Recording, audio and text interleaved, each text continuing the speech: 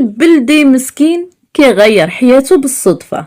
خوتي العزاز، الوفاء والصدق في الحب والاهتمام يمكن يغير حياة ديال أضعف الكائنات. بعض المرات مجرد لفتة ديال الرحمة كتصنع فرق كبير.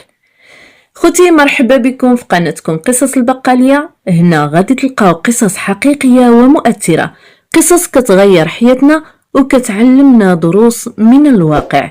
إذا عجبكم هذا النوع من المحتوى ما تنسوش اخوتي تشتركوا في القناة، خليو لايك باش توصل القصة من كل شيء. في جبال الأطلس في الحوز، زوج وزوجة من الميريكان كيدوروا بالدراجات ديالهم حتى كيتفاجئوا بكلب بلدي مسكين بدا كيجري موراهم ويجلس حداهم كيفحال كيطلب الحنان.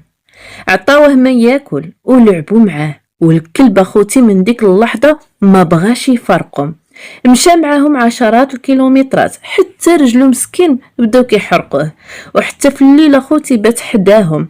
السيدة الامريكية تأثرت به بزاف، لهذا قررت انها غادي توجد له جميع الاجراءات ديالو من التلقيح والوراق وحتى البيطري، وفي الاخر خدات الكلب معاها لبلادها. دابا خوتي جبرتوه عايش مدلل ومتهني كيف حال شي واحد ربح الجائزة الكبرى.